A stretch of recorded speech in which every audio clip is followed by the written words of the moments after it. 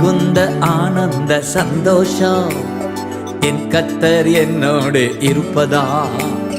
மிகுந்த ஆனந்த சந்தோஷம் என் கர்த்தர் என்னோடு இருப்பதா. குறையில்லையே குறையில்லையே என் கர்த்தர் என் மேய்ப்பர்.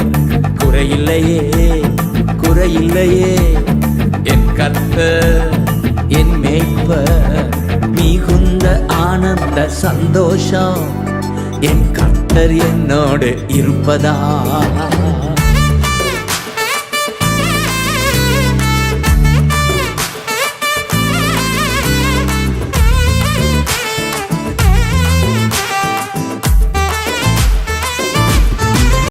பிரியமான சகோதர சகோதரிகளே, ஆண்டவராகிய இயேசு கிறிஸ்து நாமத்தில் உங்களை வாழ்த்துகிறேன். மீண்டும் இப்படிப்பட்டதான ஒரு நிகழ்ச்சியில் உங்களை சந்திப்பதில் கிறிஸ்து இயேசுக்குள் மகிழ்ச்சி அடைகிறேன். கிறிஸ்துவுக்குள் மகிழ்ச்சியாக இருக்கிற காரியங்களை குறித்து தான் நாம் இன்றைக்கு தியானிக்க போகிறோம். தேவனுக்கு பிரியமான பிள்ளைகளாக இருக்கிற, தேவனுடைய வார்த்தைகள் வாஞ்சியாக இருக்கிற இந்த நிகழ்ச்சியை விசுவாசத்தோடு பார்த்து கொண்டிருக்கிற உங்கள் ஒவ்வொருவருக்கும் ஆண்டவராகிய இயேசு கிறிஸ்து நாமத்தில் என்னுடைய வாழ்த்துக்கள். இந்த நாளிலே வெற்றியுள்ள வாழ்க்கையின் ரகசியம் என்ற தலைப்பை தொடர்ந்து அதில் பல காரியங்களை நாம் பார்த்து கொண்டு வருகிறோம். நின்று நிலவும் மகிழ்ச்சியான வாழ்க்கையின் ரகசியம் என்ன என்பதை குறித்த ஒரு காரியங்களை பார்க்கிறோம். மகிழ்ச்சி என்பது ஆங்கிலத்தில் ஜாய் என்றும் சில நேரங்களில் ஹாப்பி என்றும் அது டிரான்ஸ்லேட் செய்யப்படுகிறது. மகிழ்ச்சி தமிழில் சந்தோஷம் என்று சொல்கிறோம். இந்த மகிழ்ச்சியாக வாழ வேண்டும் என்பதுதான் மனிதனுடைய விருப்பம். எப்படியாவது சந்தோஷமாக இருக்கணும் என்று சொல்லி, அப்ப அந்த சந்தோஷமாய் இருப்பதற்கு, மகிழ்ச்சியாய் வாழ்வதற்கு மனதில் சில ஆசைகள் இச்சைகள் வரலாம். இதெல்லாம் நான் வாங்கணும், இதெல்லாம் இப்படிலாம் இருக்கணும் என்று சொல்லி எதிர்பார்ப்புகள், அல்லது இப்படிதான் அவர்கள் பழகின காரியங்கள், அதை அவர் எதிர்பார்க்கிற காரியங்கள் நடத்துகிற பொழுது அதை பெற்றுக்கொண்டால் ஒரு மகிழ்ச்சி. அவ்வளவுதான். அந்த மகிழ்ச்சி பார்த்தீங்கன்னா கொஞ்ச நாளான உடனே அதை விட இன்னும் சிறப்பான ஒரு வாழ்க்கை வாழ்கிற வேறொருவை பார்க்கிற பொழுது, சிறப்பான ஒரு பொருள் வாங்கி சந்தோஷமா இருக்கிறவங்க பார்க்கிற பொழுது, அதை வாங்கினா தான் எனக்கு நல்ல சந்தோஷம் வரும்னு நம்ம நினைக்கிறோம். ஸோ நம்ம அதன் மேல ஆசைப்படுகிறோம். அதை நம்ம வாங்குகிற பொழுது மகிழ்ச்சியாக இருக்கும். ஒன்றும் இல்லை, சும்மா நடந்து போயிட்டு இருக்கிறவங்க, நடந்தே போயிடுங்க பாருங்க, வாகனத்தில் போகிறவங்களாம் பார்த்தா எனக்கு வாகனத்தில் போகணும் ஆசையாக இருக்குது, அட்லீஸ்ட் ஒரு சைக்கிளாவது வாங்கணுமே நினைக்கலாம். அப்போ நடந்து போய் கொண்டிருக்கிறவருடைய வாழ்க்கையில ஒரு சைக்கிளை, இருசக்கர வாகனம், சைக்கிள் காலால் மிதித்து கொண்டு போகிற ஒரு வாகனத்தை வாங்குற போது மகிழ்ச்சி, அப்பா சைக்கிள் நான் வாங்கிட்டேன் என்று சொல்லி அது ஒரு சந்தோஷம்.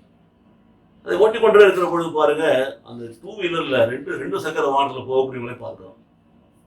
இது நானே மிதிக்க வேண்டியதா இருக்கிறது, சரி ஒரு 2 சக்கர வாகனம் இருந்தால் நல்லா இருக்குமே, அது பெட்ரோல்லையோ அல்லது ஒரு எலக்ட்ரிக்காக போகிற வாகனம் நல்லா இருக்குன்னு சொல்லிட்டு பார்க்குறோம். அப்போ அந்த வாகனத்தை வாங்குற பொழுது பார்த்தீங்கன்னா அவனுக்கு ஒரு மகிழ்ச்சி வருகிறது. அப்பா ஒரு நல்ல 2 வீலர் வாங்கிட்டேன், இப்போ பரவாயில்ல, மிதிச்சிட்டு இருக்க வேலை இல்லை, நல்லா நான் போகிறேன், சந்தோஷப்படுறோம். கொஞ்ச நாள் ஆன பிற்பாடு அவன் பார்க்குறான், 2 வீலர்லேயே பெரிய வண்டியில் போகிறவங்கள பார்க்குறான், அந்த மாதிரி ஒரு வண்டி வாங்க நல்லா இருக்குமே என்று சொல்லி, அப்போது அது வாங்க வேண்டும் என்று ஏங்குகிறான். அப்போ அதை வாங்குகிறான், அதை வாங்கும் சந்தோஷம் வருகிறோம், சந்தோஷமாக இருக்கிறான், மகிழ்ச்சியாக இருக்கிறான். அதுலேயே ஹார்ஸ் பவர் அதிகமாக இருக்கிற ஒரு வாகனம் வாங்கினா கொஞ்சம் வேகமாக போகலாம், ஸ்பீடாக போகலாம். அதில் இப்படிப்பட்ட ஆட்டோ கீர் உள்ளதா, இல்லை இப்படி ஒரு ஆட்டோமேட்டிக் ஸ்டார்டர் உள்ளதா, இப்படி பல காரியங்களை மனுஷன் பார்த்து கொண்டு போகலாம். வாழ்க்கையில் அதுதான் மகிழ்ச்சி. சிறு பிள்ளைகளாக இருக்கிற காலத்தில் சிறு பிள்ளைகளுக்கு சில விளையாட்டு பொருட்கள், சில மொபைல் மகிழ்ச்சி, சில பொருட்களை வாங்க பார்த்த உடனே கேட்டு வாங்கி கொடுத்துட்டாலும் சந்தோஷம். அந்த பிள்ளைகளுடைய வளர வளர மனுஷனுடைய வாழ்க்கை உயர உயர வளர வளர அவருடைய அந்த மகிழ்ச்சியினுடைய எதிர்பார்ப்புகள் வித்தியாசமாய் மாறுகிறது. அதை இன்னும் வாங்கி கொண்டு போகிறோம். அப்போ இது எல்லாத்தையும் பார்த்தீங்கன்னா எந்த ஒரு மகிழ்ச்சியும் நிலையா இல்லை. நல்லா கவனிச்சுக்கோங்க. அதை விட ஒரு அதிகமான ஒரு காரியத்தில், ஒரு பொருளில், ஒரு நாட்டத்தில் அவன் போகிற ஒரு வேலையில், ஒரு வருமானத்தில் போகிற பொழுது அவருடைய மகிழ்ச்சி அதிகரிக்கிறது. அதை எதிர்பார்க்கலாம். அந்த மகிழ்ச்சி நிலைக்கிறது இல்லை. அதை விட இன்னும் ஒரு வசதியான வரலாற்றை பார்க்கிற பொழுது நிலைத்திராத ஒரு மகிழ்ச்சி வருகிறது. கொஞ்ச நேரம் அற்ப சந்தோஷம் என்று சொல்வார்கள். சில பேருக்கு ஃப்ரெண்ட்ஸ் கூட பேசுறதுல சந்தோஷம், சில பேர் நல்லா சாப்பிட்றதுல சந்தோஷம், சில பேருக்கு நல்லா உடுத்துறதுல சந்தோஷம், சில பேருக்கு ஊர் பயணம் போகிறதுல சந்தோஷம், டூர் போகிறதுல.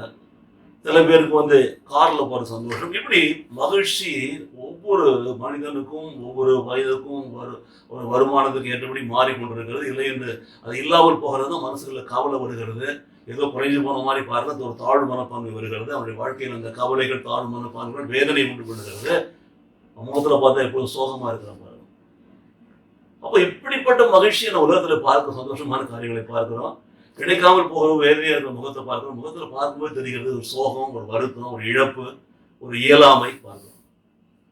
ஆனால் கிறிஸ்தவனுடைய வேத புஸ்தகமாகிய பரிசுத்த வேதாகம் போதிக்கிற என் ஆண்டவராய் இயேசு கிறிஸ்துவனுடைய வார்த்தை சொல்லுகிற அந்த மகிழ்ச்சி, கிறிஸ்தவ மகிழ்ச்சி, ஒரு கிறிஸ்துவனின் மகிழ்ச்சி, அது நிலையானது, அது நின்று நிலவக்கூடியது, என்றென்றைக்கும் இருக்கக்கூடியது என்று நாம் பார்க்கிறோம். அதுதான் ஆண்டவர் சொல்கிற வார்த்தையிலும் நான் இன்னைக்கு போதிக்க போகிறேன் பாருங்க. இன்றைக்கு நான் சொல்ல போற காரியம் அதுதான்.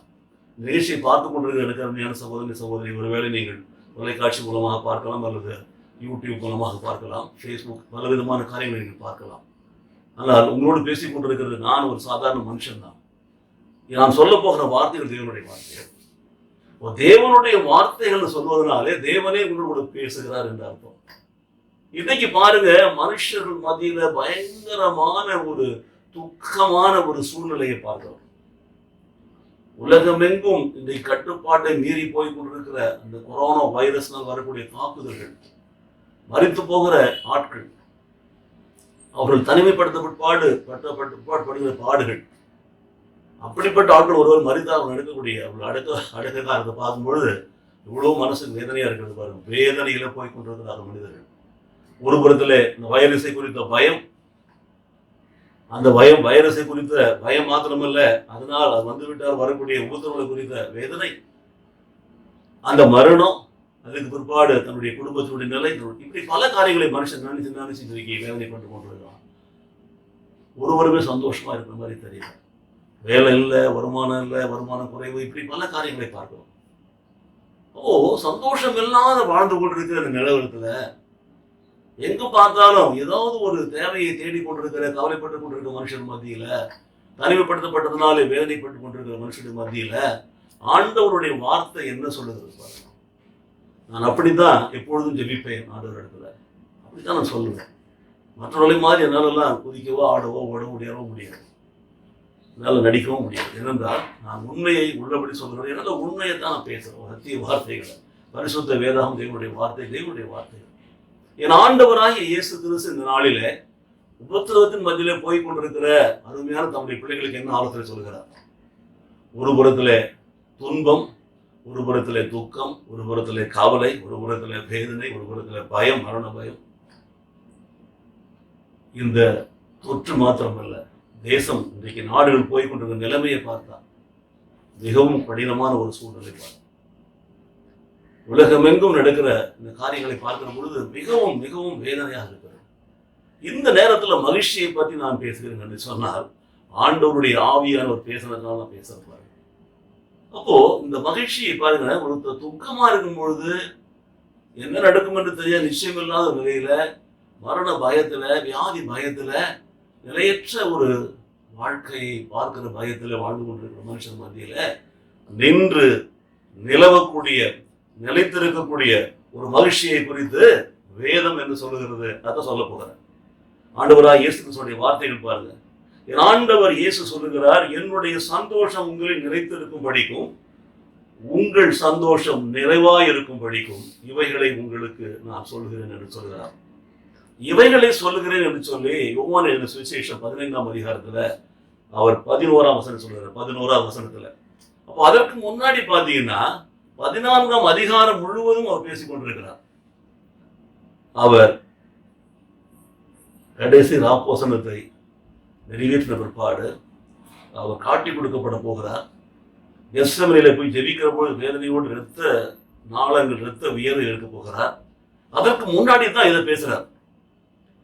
மரணத்தை எதிர்கொண்டிருக்கிறார்.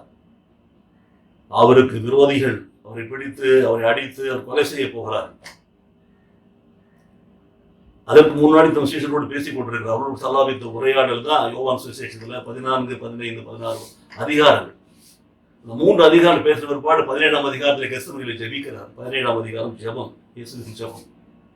அது முடிந்த பிற்பாடு அவர் காட்டி கொடுக்கப்படுகிறார். 18, 19, 20ல அடிக்கப்பட்டு நொறுக்கப்பட்டு சாகடிக்கப்படுகிறார். பல விதமான தீர்ப்புகளுக்கு பிற்பாடு ஒரு துக்கத்தை எதிர்நோக்கி கொண்டிருக்கிறவர் நடக்க போகிறது. இன்னும் கொஞ்ச நேரத்தில் அவரை பிடித்து கொண்டு போக போகிறார்கள். அந்த நேரத்தில் நம்முடைய சீஷரோடு பேசி கொண்டிருக்கிற அந்த இயேசு கிறிஸ்து சொன்ன வார்த்தை தான் பாருங்க, நல்லா பாருங்க, கஷ்டம். இன்னும் கொஞ்ச நேரத்தில் இருண்ட கெத்செமனேயில போய் ஜெபிக்க போகிறார். ரத்த நாளங்கள் வெடித்து ரத்த வியர்வை ஏற்க போகிறது.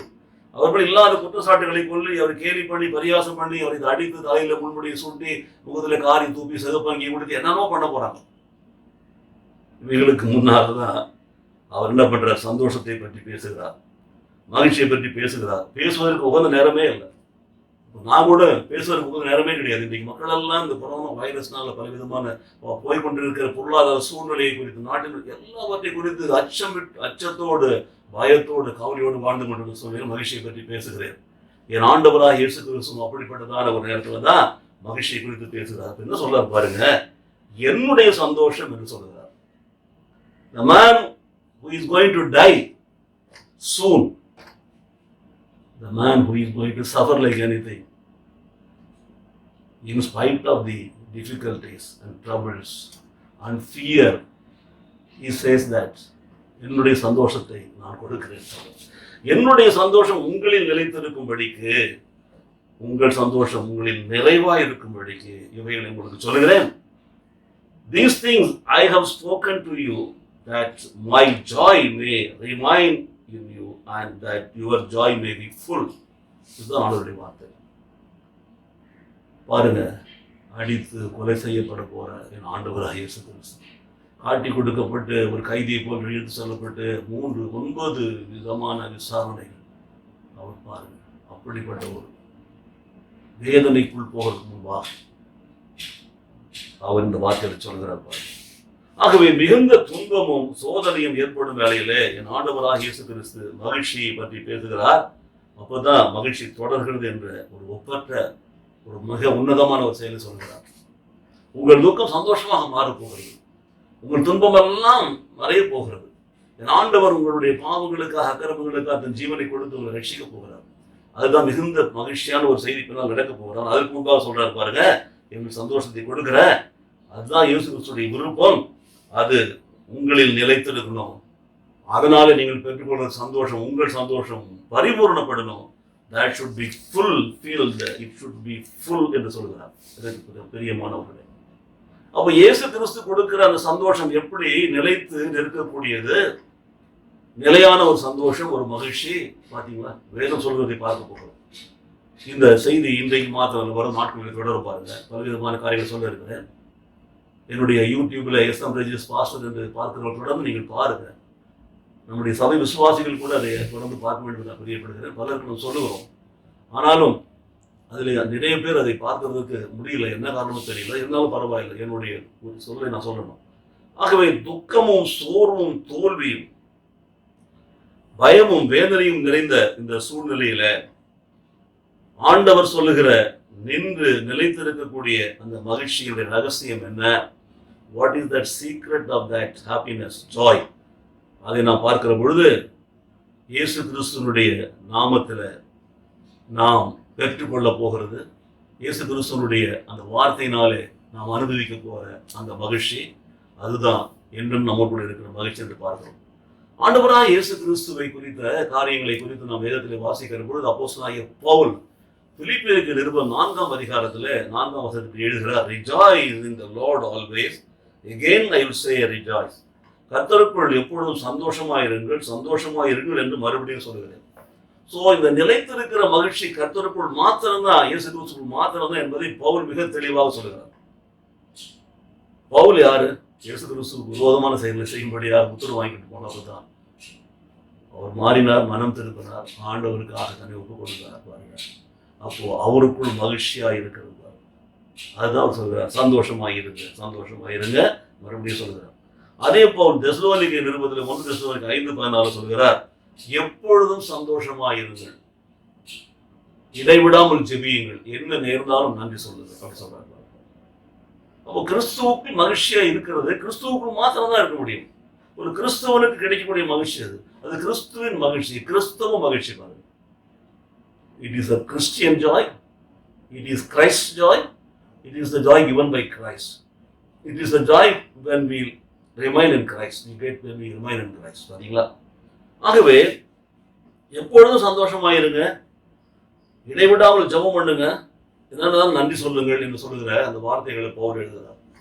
ஆண்டவர் இப்படி சொல்லுகிறார், என்னுடைய சந்தோஷம் என்று சொல்லுகிறார், உங்கள் நிலைத்திருக்கும்படி என்று சொல்லுகிறார், உங்கள் சந்தோஷம் நிறைவாக இருக்கும்படி என்று சொல்லுகிறார். என்னுடைய சந்தோஷம் நிலைத்திருக்கும்படிக்கும் உங்கள் சந்தோஷம் நிறைவாக இருக்கும்படிக்கும் இவைகளை உங்களுக்கு சொல்றேன்.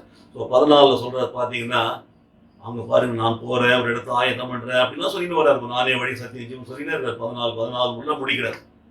முனையாளர் அனுப்பத்தை பத்தி 15 பேசுறாரு, திராட்சை செடி பற்றி பேசுறாரு, 15 1-10 வாசிச்சு பாருங்க. இவைகளை சொன்னேன்னு சொல்றாரு. இன்னும் சொல்ல போற நிறைய இருக்கிறது பாருங்க. சந்தோஷம் கிறிஸ்துவுக்குள்ள எப்படிங்க வாசிக்க போகிறோம் பாருங்க. நம்முடைய கிறிஸ்துவ வாழ்க்கையில, கிறிஸ்துவ அனுபவங்களில, கிறிஸ்துவை பெற்றுக்கொள்வதிலே, அவரில் நிலைத்திருப்பதிலே, அவர் வாழ்வதிலே, when we experience Christ, நமக்கு என்ன கிடைக்கிறது அதுதான் சொல்ல போகிறேன். விசுவாசத்தோடு கேளுங்க, உங்களுக்காக தான் நான் சொல்லிக் கொண்டிருக்கிறேன். முதலாவதாக பாருங்கள், மன மாற்றத்தின் போது ஏற்படக்கூடிய ஒரு மகிழ்ச்சி. இது கிறிஸ்துவ வாழ்க்கையிலே கிறிஸ்துவை ஏற்றுக்கொள்வதனாலே, கிறிஸ்துவில் நிலைத்திருக்கிறதுனாலே, கிறிஸ்துவை பற்றி கொண்டு வாடுவதனாலே, கிறிஸ்துவின் வார்த்தைகளை வாசிக்கிறதுனாலே, கிறிஸ்துவத்தை ஜெபிக்கிறதுனாலே, கிறிஸ்துவிடத்தில் சேருகிற பொழுது வரக்கூடிய நம்பிக்கை சந்தோஷத்தோடு கூட அது முடிகிறது.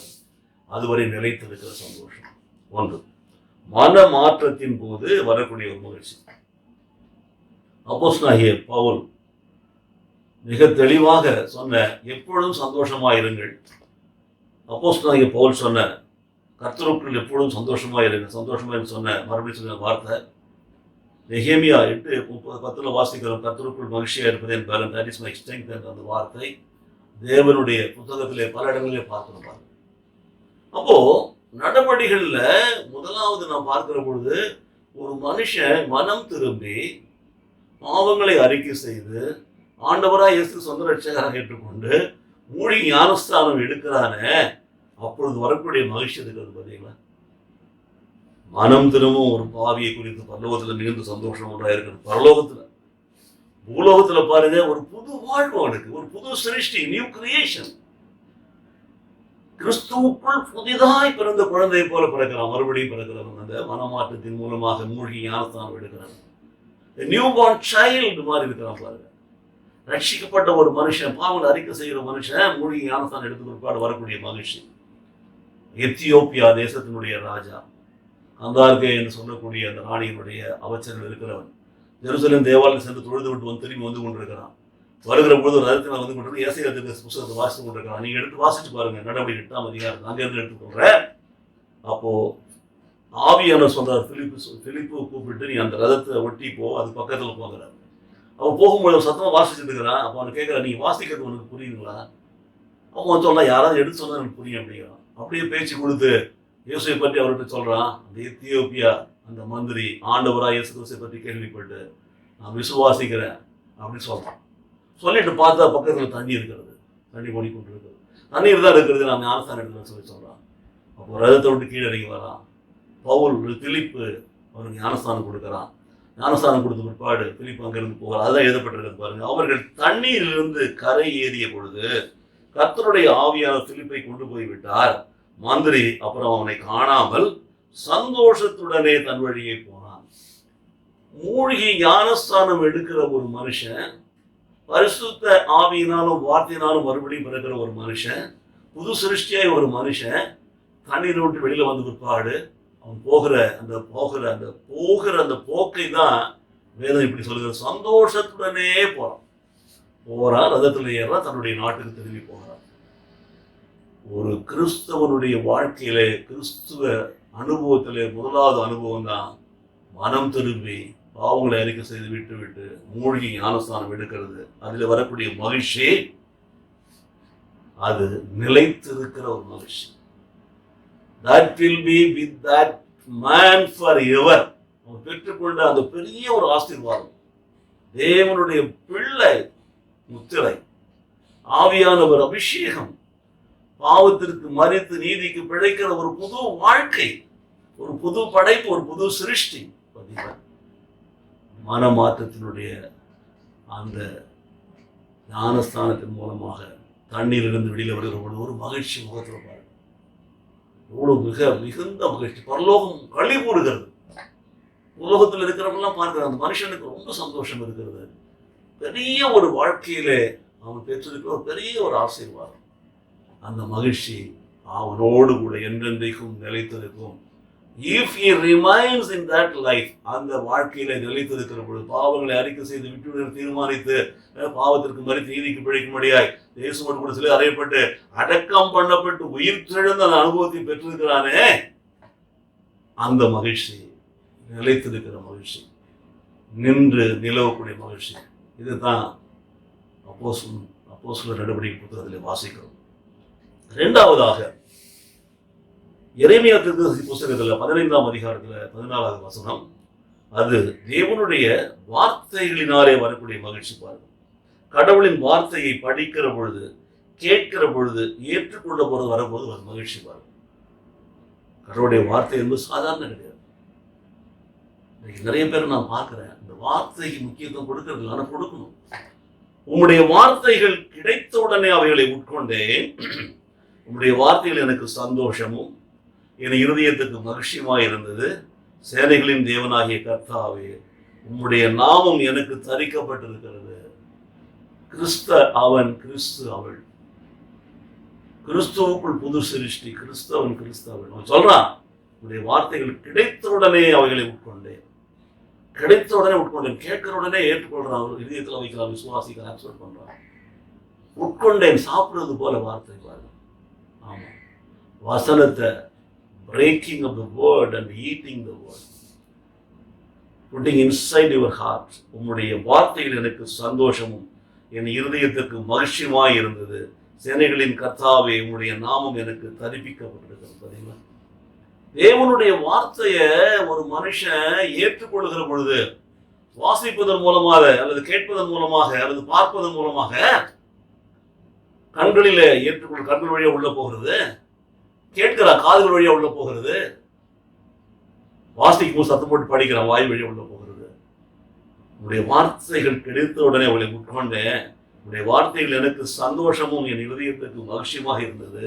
சேனைகளின் தேவனாகிய கர்த்தாவே, உங்களுடைய நாமம் பூமியில மேன்மையான அந்த நாமம் எனக்கு தெரிவிக்கப்பட்டிருக்கிறது. பாருங்க, கிறிஸ்துவனுடைய வார்த்தைகளை கேட்கிற எனக்கு அருமையான கிறிஸ்துவ விசுவாசிகளை, இந்த வார்த்தைகளை கேட்கிற பொழுது உங்க உள்ளத்தில், உங்க இருதயத்தில் சந்தோஷம் வருகிறதா? அந்த சந்தோஷம் உங்க இருதயத்துக்கு மகிழ்ச்சியை கொடுக்கிறதா? அதுதாங்க நிலைத்திருக்கிற சந்தோஷம். வார்த்தைகளை கேட்டதுனால்தான். எனக்கு பிரியமானவர்களே, அநேக ஆண்டுகளுக்கு முன்பாக நான் முதலாக ஆண்டவருடைய வார்த்தைகளை ஏற்று விசுவாசித்து என்னை ஒப்புக் கொடுப்பதற்கு முன்பாக அநேக ஆவிக்குரிய கூட்டங்களுக்கெல்லாம் அப்படி போய் கொண்டிருக்கும் பொழுது பாருங்க, நான் என்னுடைய வாழ்க்கையில பார்க்கிற பொழுது என்ன அந்த வார்த்தைகளை கேட்க கேட்க கேட்க அதில் உள்ள வர வர என்னுடைய வாழ்க்கையில ஒரு மாற்றத்தை நான் பார்த்தேன். பாருங்க, என்னுடைய துக்கமெல்லாம் போய்கொண்டே இருக்கிறது, மகிழ்ச்சி அதுக்குள்ளே வந்து கொண்டே இருக்கு. ஆத்துமா தேற்றுகிறார், புது பலன் தருகின்றார்.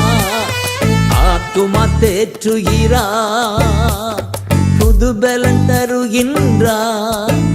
அவர் நாமத்தின் நிமித்தம் நீதியின் பாதை நித்தம் நடத்துகின்றார்.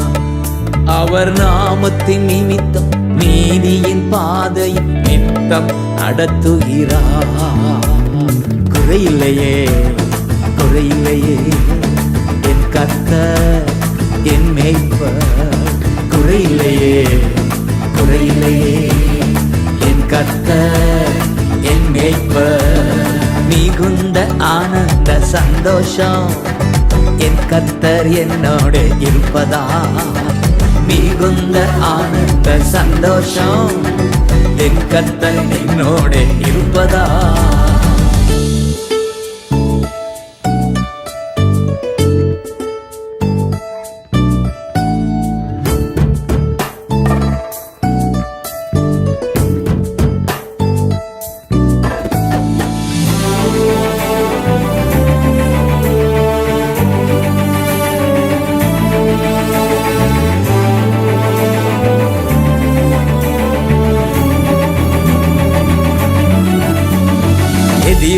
கண் முன்னே விருந்து படைக்கின்றார். எதிரிகள் கண் முன்னே விருந்து படைக்கின்றார்.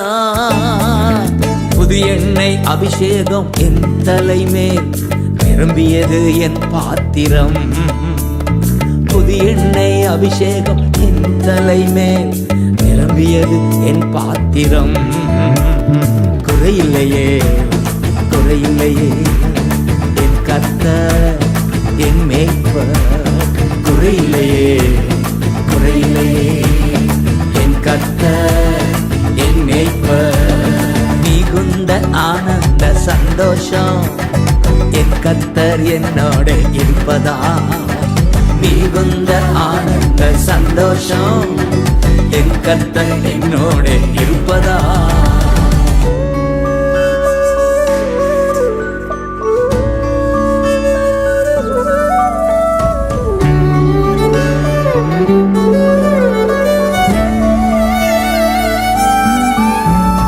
ஜீவனுள்ள நாட்களெல்லாம் கிருபை என்னை தொடரும்.